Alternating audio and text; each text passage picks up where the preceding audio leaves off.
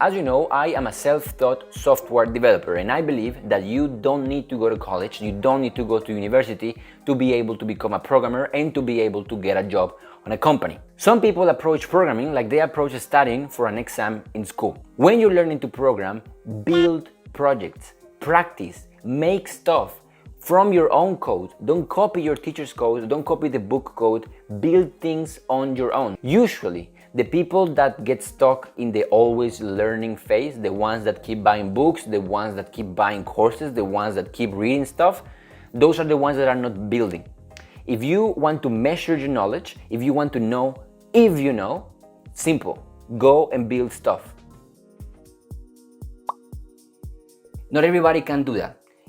It's not going to be enjoyable for everybody. You need to enjoy logical thinking and problem solving, and also you need to be okay with the fact that most of the time spent programming is frustrating, is lonely, not socializing, in front of a computer, feeling like you are an idiot because your code doesn't work at 3 a.m. in the morning. But what you will see is that programmers enjoy programming because of the result, because of what happens when you finish, what happens when you push through that frustration and your code is finally there. Sure, maybe there are some people that are better at computers. There are some people that maybe will understand something like distributed cloud database systems faster if I explain to them. But programming is not a game of talent. Programming is a game of persistence. Programming is basically saying, okay, I'm not gonna go to sleep until I fix this function. I am going to find this bug. I'm not gonna get angry and I'm going to read and do everything again. What it takes to be a programmer is not talent. What it takes to be a programmer is not giving up. And today I am a full stack developer that has made a lot of mistakes. I spent time learning some things that have proven useless to my career today because I didn't know myself well enough. Knowing yourself will save you time and it will put you closer to your goal. And knowing yourself will make the learning process better because you will realize that you don't have to learn everything there is to learn if you know where you're going.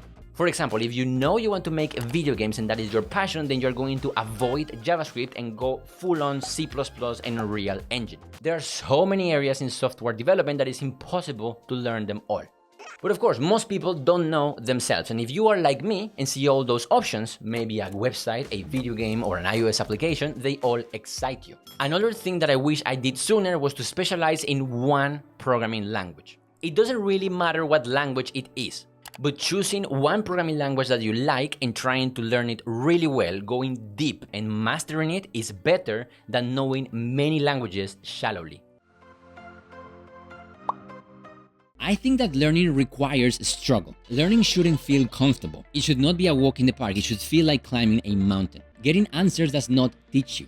It is the journey to that answer that teaches you in a deeper level and makes new concepts click in your brain in a permanent way. The same goes for having an error and Googling it immediately, which isn't ideal, but it isn't as bad as asking ChatGPT. At least when you Google an error and go to Stack Overflow, you can see multiple answers and humans arguing why an answer is good or bad. Learning to read errors and knowing how to debug them is a very important skill that is only developed by getting slapped in the face with error messages and going line by line of your program with the debugger to understand what caused the error. Getting a quick fix to an error robs you of that experience. Mistakes and bugs, even the dumbest ones, are the best teachers. Nothing beats the experience of doing things wrong and then understanding why they're wrong and fixing them on your own.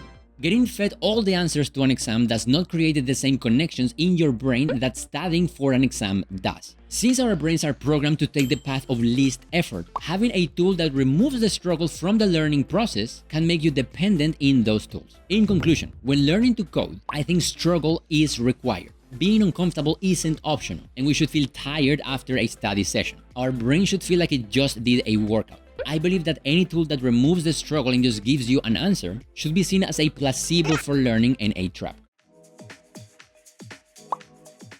Starting a project gives you the illusion of productivity, which is intoxicating but not real. Finishing is also uncomfortable because it makes you vulnerable. It opens you to external criticism and internal self-doubt. We keep postponing marking the project as finished, because once we do, people will judge our creation. That saying comes from an essay by Roosevelt titled "The Man in the Arena" that I like to remember when I have self-doubt. The essay says that it is not the critic who counts. The person that points out where you stumble or the things you could have done better deserves no credit. It is the person in the arena who counts. The person who's trying something, making mistakes, falling and standing up. It is you, the maker, the one trying to bring value to the work, not the person critiquing from the sidelines. The last 5% of all projects is boring and sucks, but you will have all the momentum you've built behind you, helping you push through the pain of boredom. To increase your chances of finishing, there are a few things you can do. First, don't tell anyone about what you're making, or tell everyone about what you're making. Let me explain what I mean. Sometimes when you tell others about your project and all the things you have planned and how great it is going to be, your brain gets a sense of accomplishment without having actually done any of the work. You get the wow, amazing and good job from your friends before writing a single line of code. That short-term gratification will not last enough to push you through the finish line when things get boring. So if you're that kind of person, try to delay that gratification and work in silence, grind quietly, and then surprise everyone when you're done. On the other hand, some people need others to keep them accountable. If you're like that, then tell absolutely everyone what you are going to do.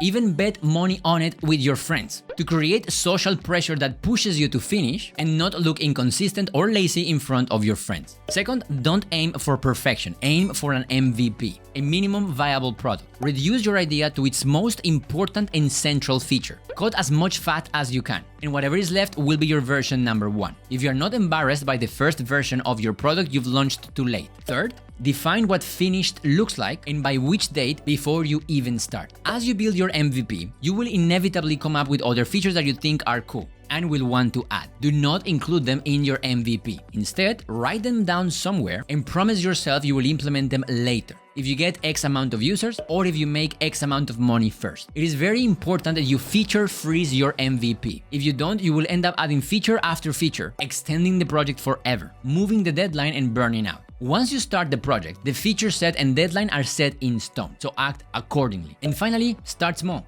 Practice finishing small projects often. The more you finish, the more confident you become, and that emboldens you to solve more complex and bigger problems in the future.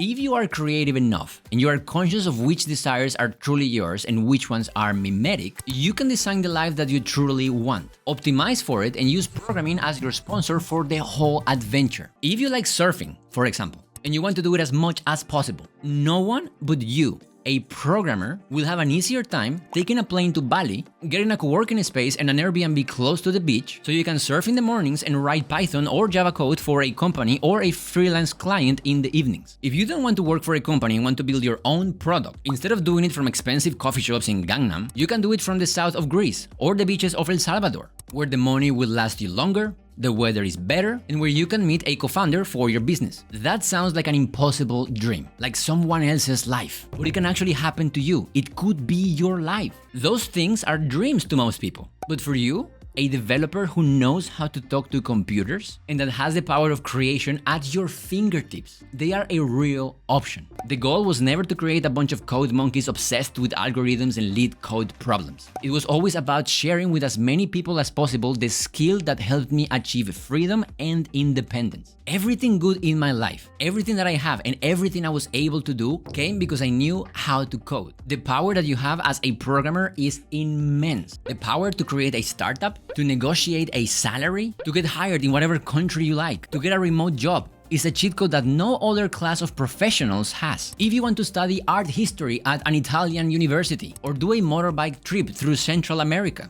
or go work on Nvidia and live in Silicon Valley, you can. And programming can help you to get to each one of those destinations. You already know how to talk to computers. Now all you have to do is bet on yourself and realize that that can all happen if you want it bad enough. Just like you did before, when you took a chance and sat for hours on end in front of the computer and broke your head until you figured out how this whole front-end, back-end, and database thing works. Bet on yourself again and take the chance to design the life you want. knowing that you can make it happen and that you have the privilege, luck, cheat code that is having a skill as valuable as programming. Of course, you also need to know how to speak English, but you already knew that.